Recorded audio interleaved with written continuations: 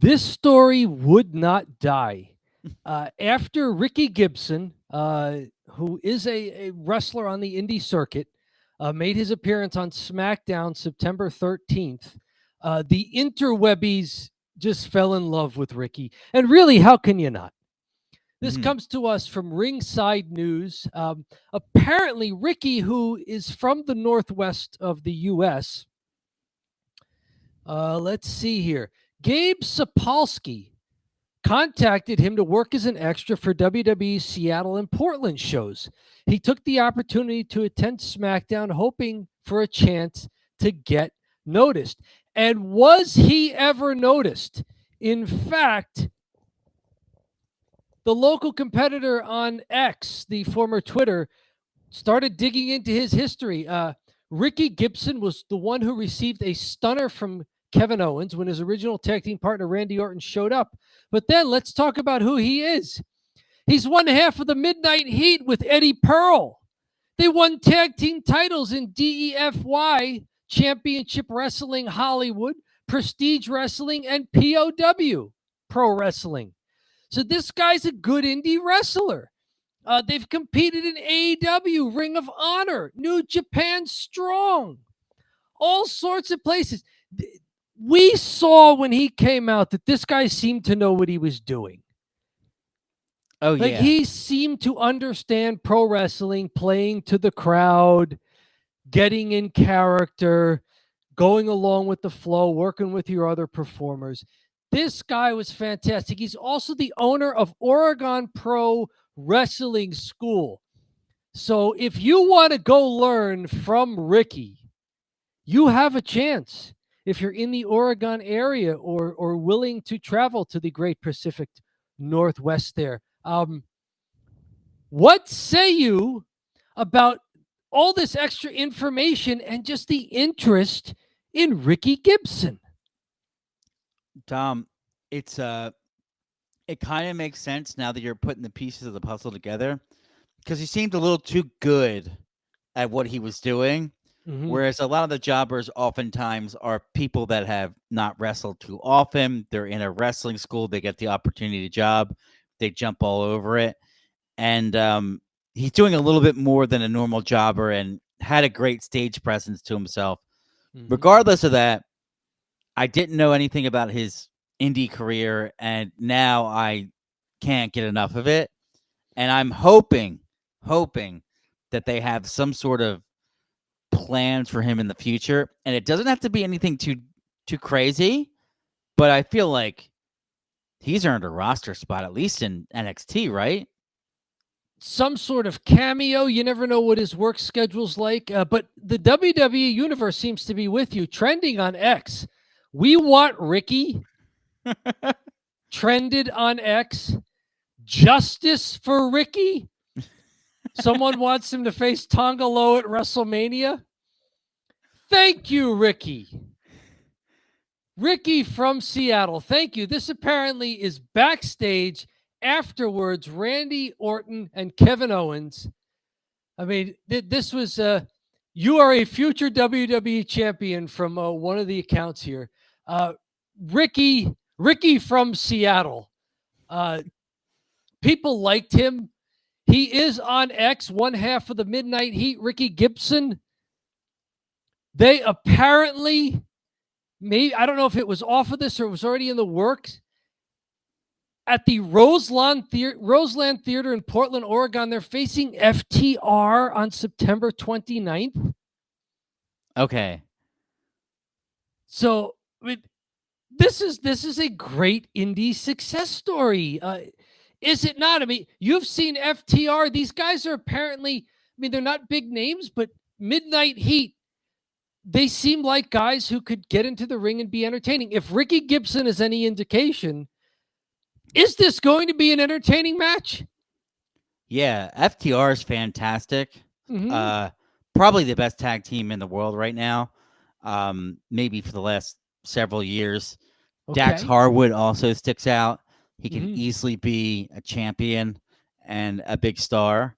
But, you know, at the end of the day, I do want to talk about that clip you have with Kevin Owens and Randy Orton just really cool to see those guys kind of giving them a little bit of a rub. They don't really Mhm. have to do this, right? No. And this is like a funny interaction between them about like how Randy smokes weed and then like Kevin doesn't know and he's all dopey. Uh, KO has been just an incredible character since we've started watching SmackDown again, and Yes. just continues to kind of keep doing what he does as himself, but like little different pivots. So really cool that they kind of gave him the rub that they don't have to, right? Mhm. This is great. It looks like here these are just three professionals. Like you Yeah. wouldn't know that Ricky Gibson was just in town because he's local and they made him a jobber. Like he looks like he belongs here. Like he's a seasoned veteran. He's a pro. And you're right about Kevin Owens. Since he had a great run with Sami Zayn as tag team champions, that tremendous WrestleMania win over the Usos. But since they've brought him back as simply a singles wrestler on SmackDown, you're right. He's been a lot of fun, and he's that guy who doesn't need to be in the title picture to be effective. He doesn't need main event status to be effective. He's successfully, in a very Sami Zayn way, towing the line between lightheartedness and serious wrestling. Hmm. This is fun stuff, and I wonder whose idea this all was. Like Randy Orton obviously was there the whole time. There's no way that they sent him out to wrestle and like Randy Orton was just going to show up inadvertently 10 minutes in.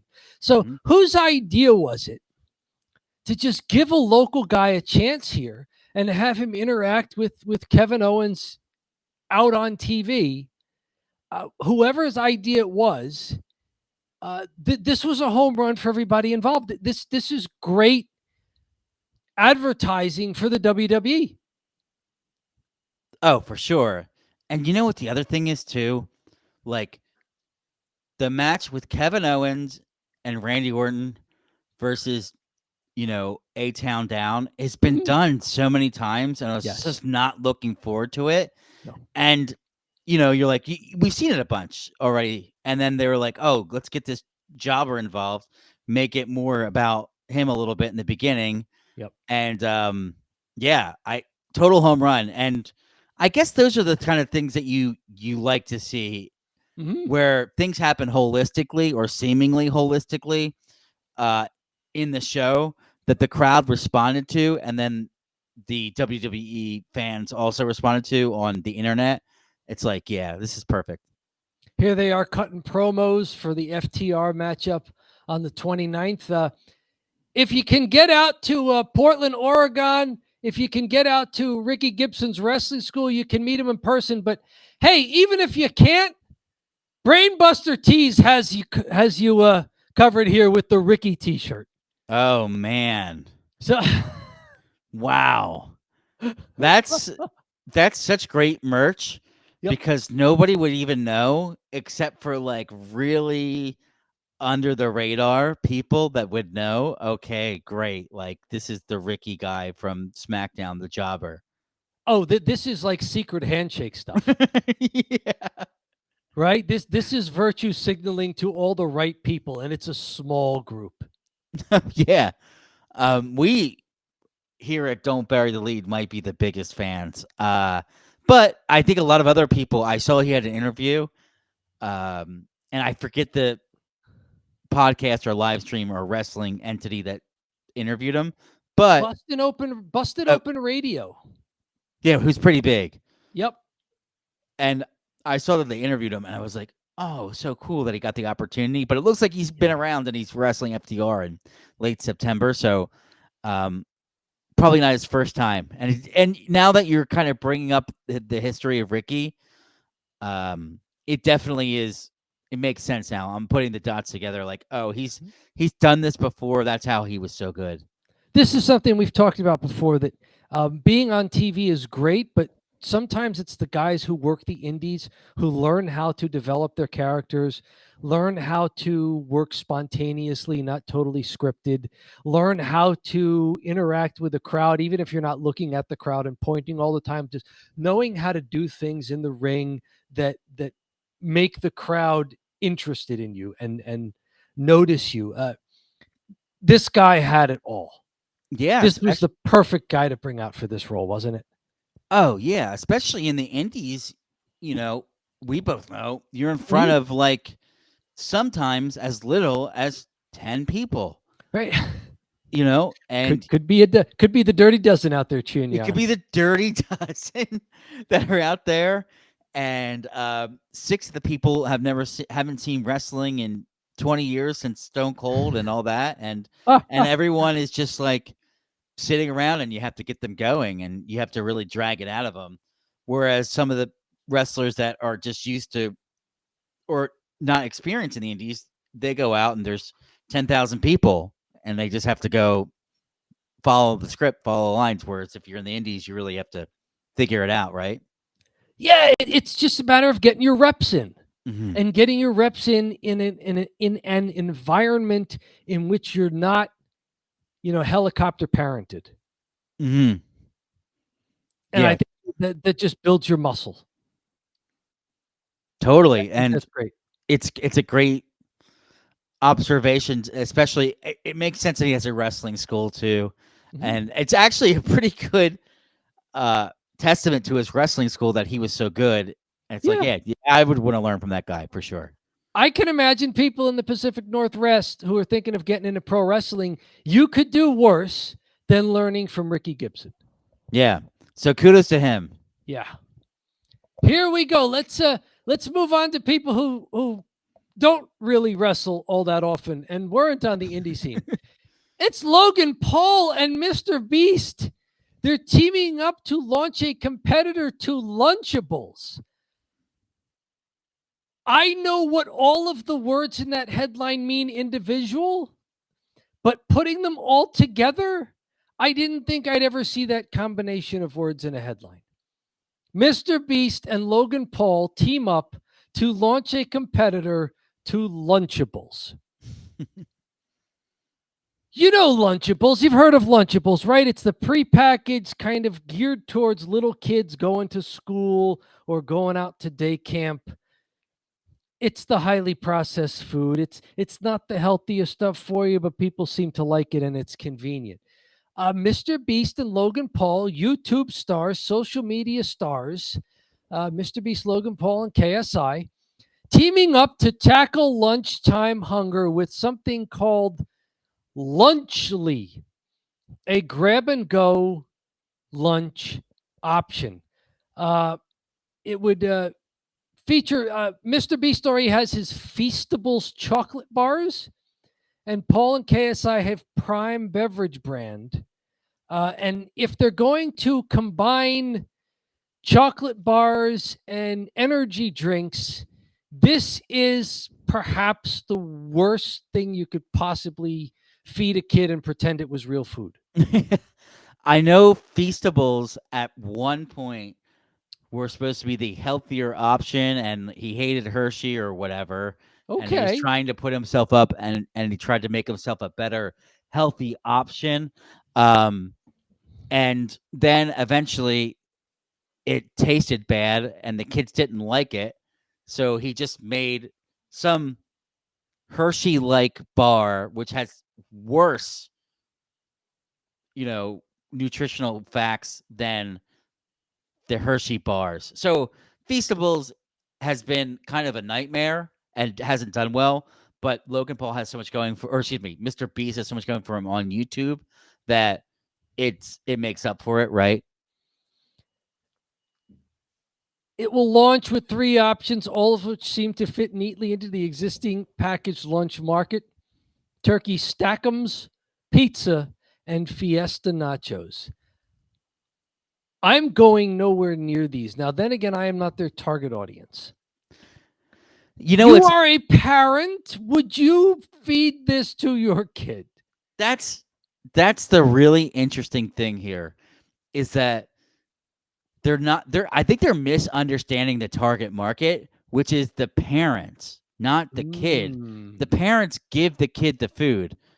And are the kids going to be like, "Oh man, I really want to try this." Like, I guess maybe, but then ultimately have any of these really outside of the cheap pop that they get sustained? Like are Feastables chocolates everywhere? Like Prime Energy definitely is everywhere, but Feastable chocolates I feel like isn't a thing. This seems like two guys with a lot of financial capital and an idea, and so they're going to get a chance to do this. And because of their success in other areas, places like the Hollywood Reporter, and the Hollywood Reporter was not the only one who did this. I saw this article on plenty of mainstream sites. This wasn't just a YouTube-ish uh, news outlet. It wasn't just wrestling outlets covering it. You know, Hollywood Reporter. I think I saw something on the MSN network as well. Uh, Content creators and influencers have found that starting businesses outside of the content space can be incredibly lucrative, Mm-hmm. with many creators raising tens of millions of dollars to grow these upstart brands. So this is kind of what you do when you've been successful in one area. You try something in another area.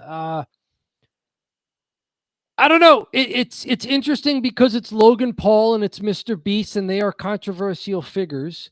You know, the famous slash infamous, depending on how you view them. Mm-hmm. Um, it seems like they're finding just a new market for their already existing products. Uh, I will not be buying this. Then again, I'm not 10 years old. I'm Yeah. not sitting there in the grocery store with my mom or dad, grandma, grandpa, aunt, uncle, whatever, going, Lunchly, Lunchly, that, I want that Lunchly. Yes, Because I because that saw it as an advertisement on my favorite YouTube cartoon that I'm watching or whatever. I Um, wonder, dude. I wonder when that is going to run out. When that, like, there was definitely people that were popular when you were a kid and they were perceived as cool, mhm, and then eventually you kind of get older and then you're out of that demographic. mhm. But there's not like this person that stays cool with 12. Like that's always a rotating person, right? Sure. If you're So going for an age group, then yes, it's new people entering that age group as other people leave it. Yes. so are like 10-year-olds, 8-year-old, we're talking Gen Alpha kids, way like mid like Gen Alpha Mhm. children that are like, are they going to be like, yeah, Logan Paul and KSI, I love them, or are they going to be like, no, those are like those weird things that older kids like, you know, like are they can't stay in that target market forever, and they're like trying to stay in that target market like too long.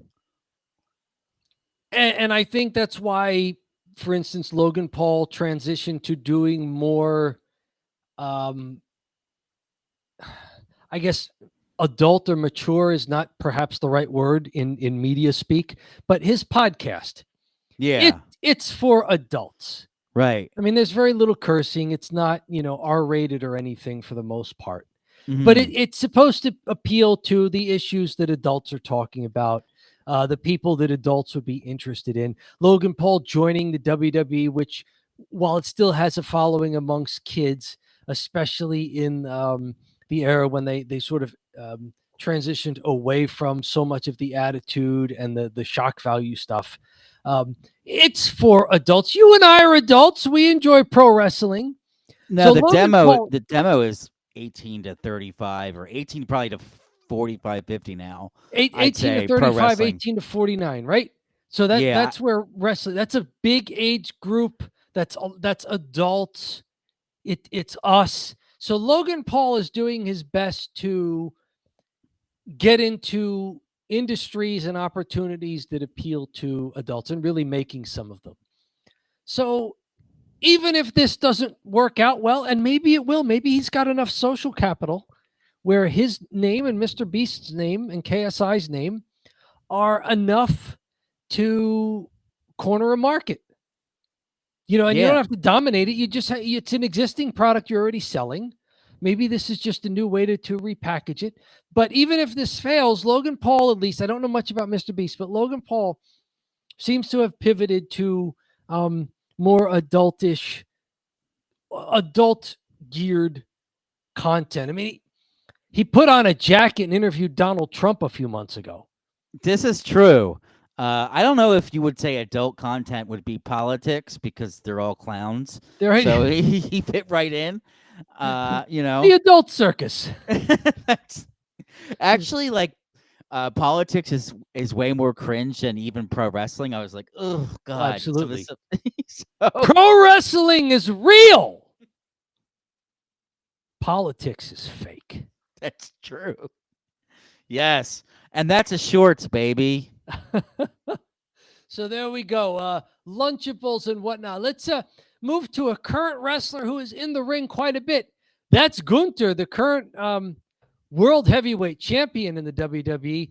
Kurt Angle was doing a virtual signing for KNS WrestleFest, and he was somehow asked about Gunther, and he had a brief interaction with him at Raw XXX, the 30th anniversary of Raw, when Gunther and the rest of Imperium came out to confront basically DX guys minus Billy Gunn, who was in the other promotion. But there they were sort of having a little confrontation there once this ad finishes. And that people asked him about it, and Kurt Angle was very complimentary. He said, I would put Gunther up there with Eddie Guerrero and Chris Benoit. I think he's really that good. In his prime, yes, I would have looked forward to a match with him in my prime. So really high praise for Gunther from Kurt Angle. Have you been watching wrestling long enough to be able to make that comparison that Kurt Angle was down to Eddie Guerrero in his prime and Chris Benoit in his prime? And do you think that's a fair comparison for the level of worker? Not maybe the style that he does, but the level of worker that Gunther is. Well, I feel like there was a dark era of pro wrestling that I was just watching old YouTube clips. And I definitely watched Benoit and Eddie Guerrero in WCW in the cruiserweights, and that stuff was amazing. Yep. Like Eddie Guerrero versus Chris Jericho. If you don't stop watching now, but at some point, those that are watching and those are tuned in, go check out Chris Benoit versus Eddie Guerrero. All that cruiserweight stuff at WCW was awesome. Gunther was so fantastic when we were watching him on SmackDown. Yep. He blew away the entire show. So, yeah, I'd agree. It's rare that you get someone that's head and shoulders better than everybody else on the roster at this point, and that's where Gunther's right now. Yeah, he's one of those guys who, when Gunther comes out for a match, you're thinking this can't possibly be bad. No, it can only be really good to really good, Yep. Gunther was the guy we looked forward to on SmackDown because a Gunther match was going to be a great TV match. And we're wondering if there's any one person who delivers that anymore for SmackDown, or if it's just a combination of people. But yeah, Gunther was always someone to look forward to. This comes to us from WrestleZone, and they hat-tipped post-wrestling for the transcription of Angle's interview there. I will say that as well. He's not the style of Eddie Guerrero and Chris Benoit. And of course, those two guys had tragic personal lives and endings as well. But yeah, Gunther is that guy. We did a short for Cheap Heat just last week where Gunther made the top 10 for PWI's 500 greatest wrestlers of the year. So he was in the PWI 500. Gunther is a big guy. Eddie and Benoit were smaller. Yes, the different style, not as tall, although Gunther is around the 250-pound mark. And I think Eddie Guerrero wrestled 230-ish. And Benoit, despite his height, was there as well. It's definitely a style mismatch and a height mismatch. Like if Gunther stood next to them, it'd be very different. So yes, that's why, John, when I posed the question to you, and Nick hit it on the head here, is I was saying just different styles, but just as that quality of a worker. Hey, Nick, thanks so much for joining. I was on your show earlier today. It was a lot of fun, or tonight rather. Really appreciate you hopping on here. And if you're watching this after the fact, and go check out Nick Teodore's show, which is the Nick Wrestling Club. Yep, it's the Nick Wrestling Happy Hour. Yes, The Nick Club Happy Hour. Yep, it's Nick and Nicole, and they host almost a couple of hours on a Friday leading up to SmackDown, where they do recaps and some previews and sometimes some interviews there. I have caught a few of their shows as well and jumped into the chat, although I've never clicked in and been on camera with them. But yeah, it's interesting content out there. And if you're into that kind of pre-gaming, there you go. That's a good pregame on a Friday. Thank you, Nick. All right, so that was Gunter. Let's go to someone else here. How about Charlotte Flair? It looks like she's not cleared medically yet, even though we've seen videos on her Instagram account of her rehabbing. And until she's cleared, they're not even preparing for her and writing her into any plans. This has got to be tough for her because she's working so hard, it seems, to get back in there. This comes to us from Clayton Lee on X. I also saw this report referenced on at least one pro wrestling news aggregator as well.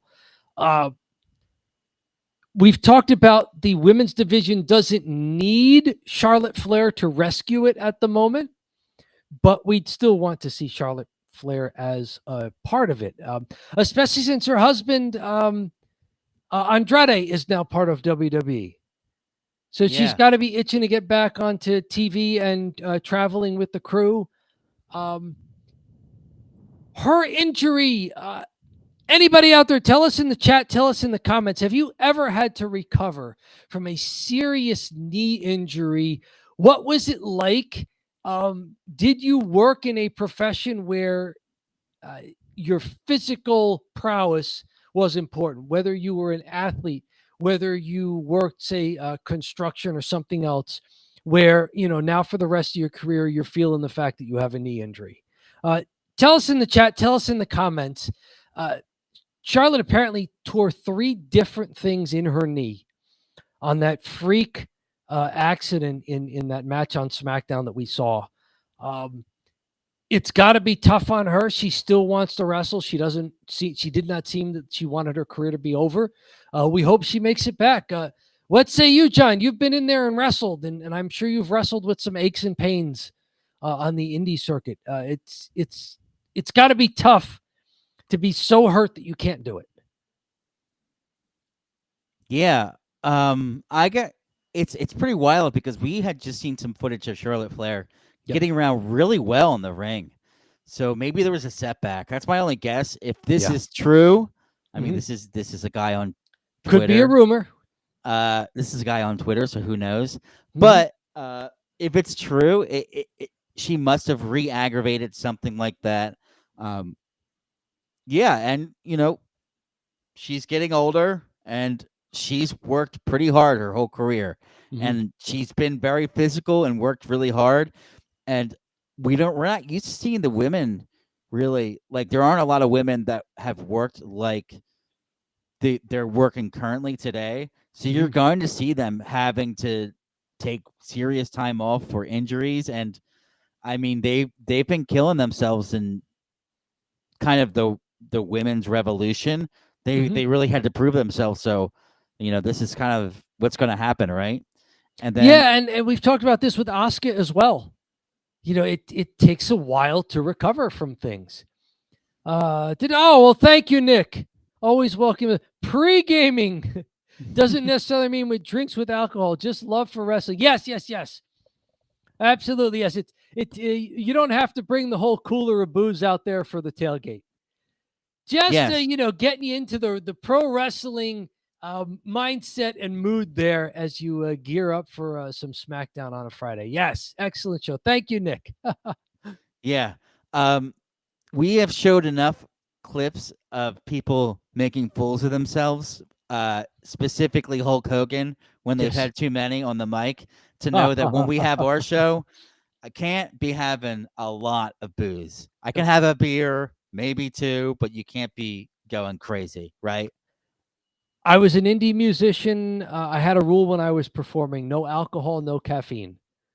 Yeah. One slows you down, one speeds you up. Neither one of those is a good idea. If you're Yeah. in the audience, sure. Maybe you have a beer. You know, you're not the driver. You have a few beers. You like your espressos, your coffees, your high octane beverages. There, that's fine.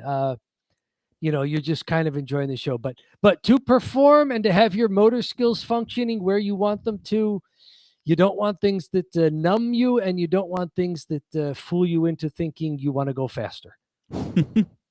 So yes. Well, yeah. So speaking of faster here, Charlotte Flair not recovering as fast as we had anticipated. Not recovering as fast as we indicated, and let's move to someone else from that great women's division we were talking about. Jade Cargill, someone who can compare AEW to WWE because she was a star and a champion in AEW in their singles division.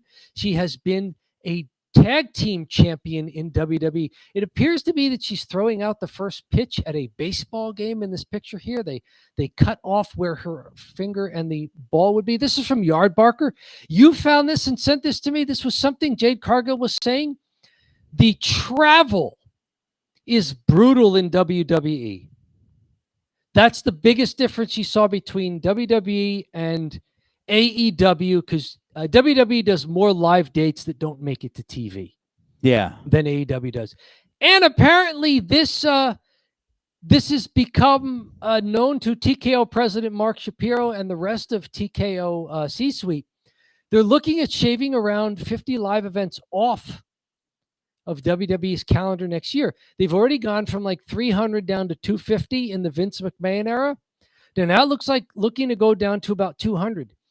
That's more like 4 a week. That's Raw, SmackDown, NXT, and one other. So it's your premium live event when it's premium live event weekend. If not, it's only maybe one other house show that would not be televised. So this is really bringing it down.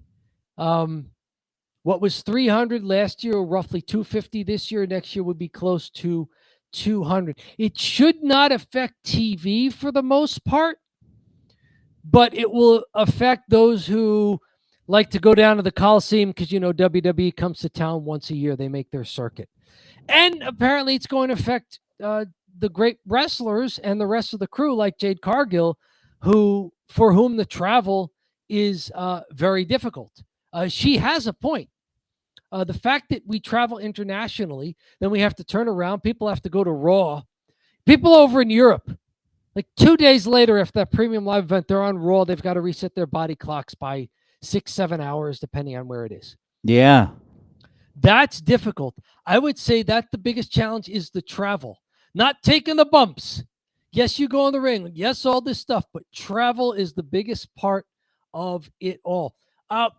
What say you about that comment and about this related revelation that WWE, perhaps to take care of the bottom line and the talent, might be cutting back on some of the travel? You know, just a personal anecdote here, but I used to travel a good amount for a job I used to have, and I would be on the road not too often, but when I was on the road for like it'd be like a February, a couple weeks in a row, and we'd be flying and flying and flying and hotels and hotels.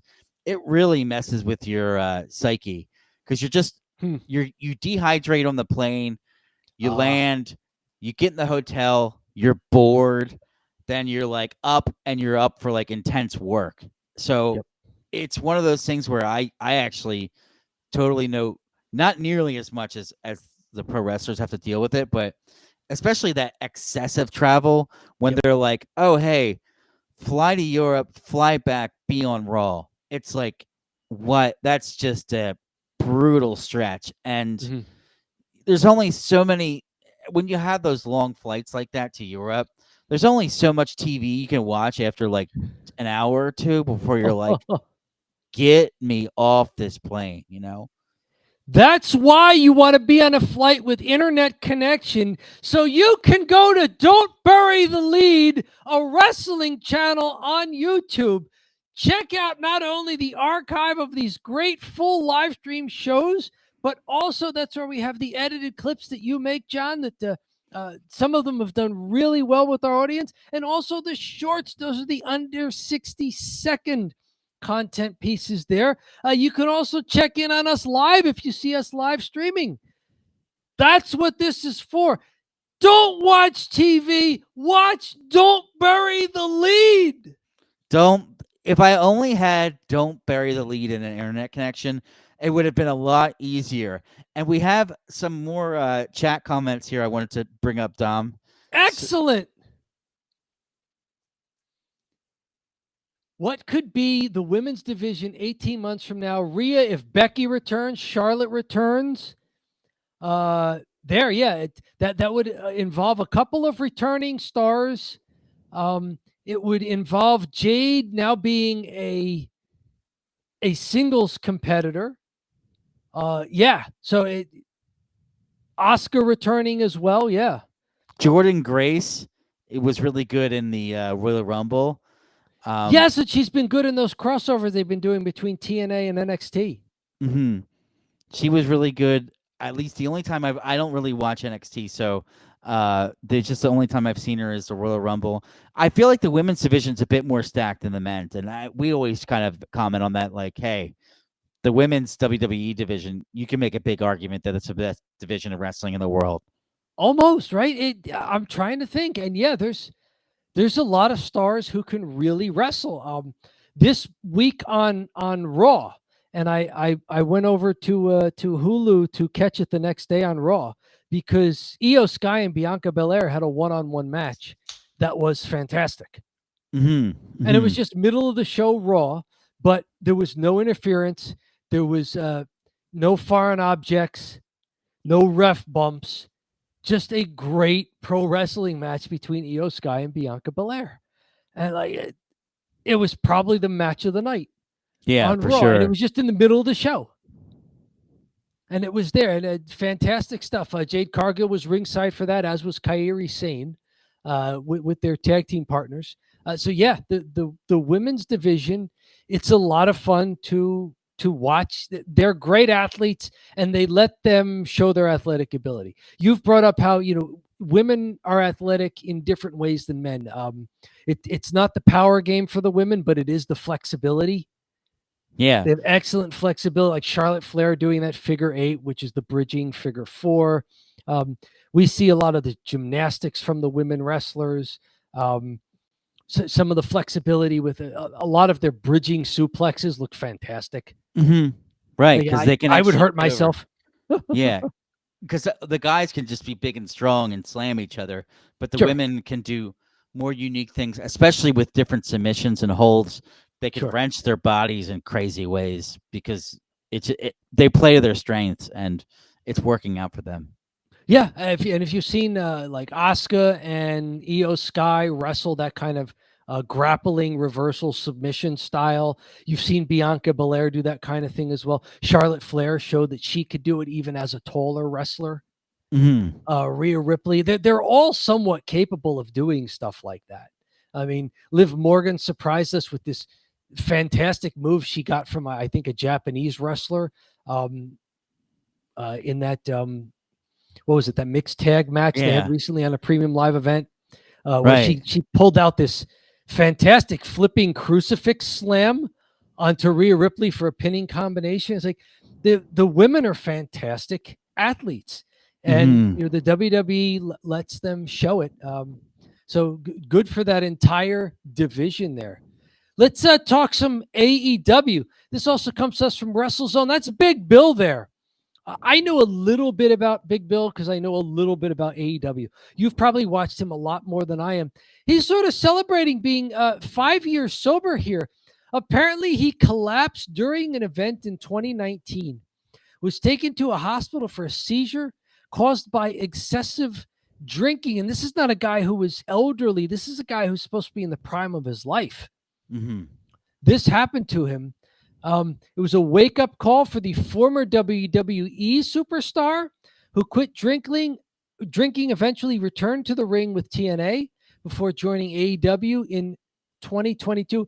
He was on another fairly mainstreamy show here, Barstool Wrestling, from the Barstool Sports umbrella there. Fightful helped with the transcription here, but what do you say here about Big Bill? You've seen him wrestle, and what's he like as a worker, as a performer? Yeah. As far as Big Bill's concerned, it's pretty cool to see him kind of rebound. I know he got fired from WWE when they were really pushing him, and it looked like he was the next top star that they were going to Mm. have. And he got fired. And at the end of the day, he, they ended up firing him. He went down to House of Hardcore, I think it was. Maybe that was it, with Shane Douglas and Tommy Dreamer, maybe. Because Okay. Tommy Dreamer was like, Big Bill's in the hospital. It's not drug related. And then everybody was like, what? And then it was like, yeah, it's drug related. So I guess he was having seizures and stuff like that and was like a functioning alcoholic at the time. But you could see in his body that he's just like way more cut up. And he had like a really emotional, promo in the indies about how he's like trying to get back into wrestling, trying to get everything going back in his life. But 5 years sober is nothing to sneeze at. That's really impressive. And he's been pretty good at within AEW. He's actually been like a pretty good fit there. And I was a little worried when they brought him in because I was like, oh God, I remember him as Big Cass, but Okay. they just make him, he just wears like a pants with a big cowboy belt buckle. And it's like, oh, it's much like jeans with a big cowboy belt Jeans buckle. in the S. Okay, Yes. he's just like a cowboy guy. That makes sense. Okay. It works. And he is, of course, a taller wrestler. He's one of the almost giants, if you want to put him in that category, right? That's why Vince loved him. That's why he's getting the big push from them at There one you point. go, right? Mhm. He's a big guy. He was made for Vince. I have a very good life. I have my fiance who I'm getting married to in December. I love her family. I have our dogs. I have a second chance at life. Uh, I got to put 100% into everything I'm doing. I don't complain. Put your head down, work hard, do what you're told. Eventually, it's going to pay off. Good for him getting his life back together, getting his career back together. So tell us in the chat, tell us in the comments. Do you remember Big Bill from any of his previous go rounds in WWE and TNA on the indie circuit? What do you think of Big Bill? How is he wrestling in AEW? Did you know about some of the things he's been battling out of the ring? Yeah, and we also have some more chats coming through here, I Dom. love this. 4 draft picks for a brand. 1 man, 1 woman, 1 tag team. Who do you pick from Raw and SmackDown? Ooh. LA Knight. Oh, 1 woman wrestler, only 1. Rhea Ripley. 1 tag team. Wow. Just one. It's like the Raw. It's like the WWE draft. LA Knight, Rhea Ripley, and wow. See, I'm thinking, could I make my own tag team as a way of getting 2 other wrestlers on board? Yeah, because it's the tag. It actually is. It's. I'm thinking about the tag teams. There aren't really great tag teams right now No, floating there's around. not. No, the title holders are the Bloodline, who could be any of a couple of different combinations.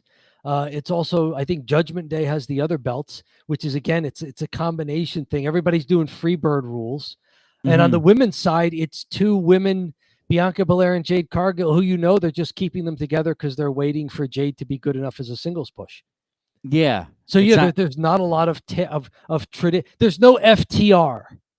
Yeah, they don't really give a lot of uh love to the tag teams, but go It's ahead not and the pick one. Usos anymore. Yeah, it's not the Usos who were the tag team. Yeah. So, that's a good one for tag team. If I could, if Asuka returns and she and Io Sky um form a tag team, which I almost want to happen, that could be just gold. I think Kairi Sane's just a little too small, although Hmm. she's excellent in the ring. She bumps and sells like crazy. She's currently kind of hurt because she dove out of the ring at wrestlers near the announce table and basically head butted the announce table, the corner of it with her eye. So Ooh. she, yeah, so she had a big old over her left eye, just black and blue and everything. She finished the match too, so she can definitely move in there and bump. But I think she's just a little too small. But yeah, maybe the Kabuki Warriors, any combination of them would be a great tag team. That's probably Uh, the best one I can think of too. I'll give you mine. sure, One man, Gunter. Gunter, One woman, Tiffany Stratton. Tiffany Stratton. Oh yes, up and comer. There we go. I think she is fantastic, Yep. and I think that she's really this year. At first, when I looked at her, I was like, "Oh, give me a break." And eventually, I was looking at her, and I was like, "Actually, I kind of like this character and the gimmick and the attitude." Uh, my wife actually said that she does not like Tiffany Stratton at all because of the way she looks. She thinks it's like a step back with like the diva look kind of to that versus like Rhea Ripley is more like as a woman, she's like more like, oh, Rhea Ripley, Bailey, Sasha Banks, aka Mercedes Moné were like more like lovable. Yeah. And then for her, she's like, oh, Tiffany Stratton's just for the male gaze. That's what she was saying earlier tonight. But She's doing the princess thing. That's her gimmick right now. I said no, it's more than that. You don't get it. And then the tag team, no, I said no. I know that's what it looks like in the surface, but it's deeper than that. Okie doke. I just mansplained her. Oh, Uh, they. that's what you got to do, Tom. And then as far as a tag team, I have one for you: Okay. the Lucha Bros, Who are the Lucha Bros? the Ray Phoenix and um, Penta. The The new Lu- signings. Yeah. The Lucha Okay. Bros are from AEW and they're like the two luchadors and they are Yes. they're both fantastic. When you're Okay. going to honestly I hope they go to SmackDown, you got to see them. They're All right. both I can't wait for them to be in WWE, really. That's a great pick. And Tiffany Stratton, by the way, that's a franchise cornerstone pick. Like if we Yeah, were, Nick didn't tell us this in the chat, but if you got a pick for the next 10 years, then yeah, exactly. right. Isn't Tiffany Stratton, because she's still in her 20s? She is. You build around her for the next 10 years, You right? could build around her and they're currently doing it right now. She's making Nia Jax better Yep. and she everything she's a part of, she improves. So I like her. Yep. Yep, yep, and yes, I will say your wife is right in a sense that she's kind of being saddled with this princess gimmick for a little bit, where she's going a little more diva than she normally would. Like Yeah. she's almost in Chelsea Green territory here with it. Yes. This I think is going to be temporary for her. She doesn't need that, Hmm. Oh, if you watch her in the ring, she's stiff as a board. You right? know, she's killing people. The Alabama Slam is brutal. Yeah. Right. Who did she do that on in the tables, ladder, and chair match? Was it Naomi that Naomi. she Alabama slammed her on the ladder? Oh. And I'm like, oh my goodness, Yeah. save that receipt. I know. Holy mackerel. She just took her up and bashed her head up against a ladder. I was like, wow. It's the complete opposite of Io Sky doing the Falcon Arrow to what was it, Zoe Stark on the ladder, and Io taking the entire brunt of it. Yeah. And it was a lot, and actually when you looked at it, it was a lot smoother than you would think. Like it was actually executed really well. It was high Yep. risk, but like they executed it well versus just slamming Naomi Alabama Slam style back of the head into the ladder. You're like, whoa. I'm trying to think. Was it Naomi or was it Lyra Valkyrie? It was one of them. It was one of these other very good performing, but oh my goodness, to be on the end of an Alabama Slam on a ladder. Yeah, I think it was Naomi. Like, for crying out loud. Oh boy. But yes, Tiffany Stratton, she works stiff. I wonder if other people are kind of giving it to her as well, like working a little stiff with her in there, just to see if she's like an old school wrestler and can take it. Mm-hmm. Because sometimes that really works. Because you start hearing the slaps of the forearms, and things like that, and it looks like they're really performing for you rather than kind of like pulling all their punches so gingerly and everything. Mm-hmm. But okay, I like that. Thank you, Nick, for that's some good cheap heat there. That is really good cheap heat. That's what we're looking for. That is good cheap heat. Let's talk about somebody else who's in a tag team that neither one of us selected for our draft. It's Grayson Waller. He is going to wrestle for sort of his hometown Australian wrestling here. He will be at Pro Wrestling Australia's grand final in Sydney mid-October. He's cutting a promo on a guy here, apparently Perfect Jimmy, Jimmy Townsend.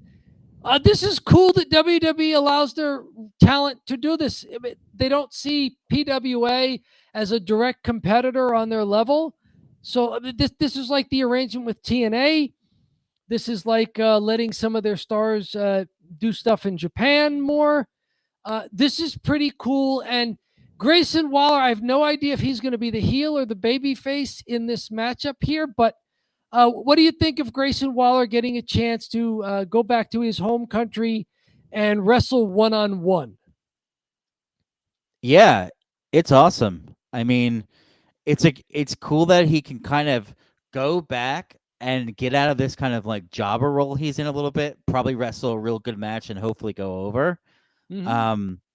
I think it's cool that the WWE is finally letting people do other events in different venues. Like, I know this is obviously a step down from WWE, but it is going to be cool that he's going to be able to display a little bit more of what he has now in Australia, like in a long match versus what he would typically be able to get on SmackDown right now, right? Mm-hmm. There's just not a lot of room at the top in the mid card right now for him. No, he's making the most of his time on TV. Mm-hmm. The fact that he and Austin Theory keep getting run out there means that somebody likes them. Somebody in the back has to have confidence in these guys to keep putting them out there on TV. So he's not doing a bad job. It's just like what you're saying. It may be just really difficult to climb the ladder there. So maybe he gets a chance to main event down there in Australia. And in a singles match, he's giving you all the attitude here. So I think maybe he's still going to be the heel against Jimmy Townsend. Let's click over here and see who Perfect Jimmy is. Jimmy Townsend. Let's bring up him here. Jimmy Townsend, pro wrestler, the Thief. Okay, he looks like he's got a belt, at least in his profile picture here. So this sounds like it's main event stuff here. The Thief, Jimmy Townsend. I like this.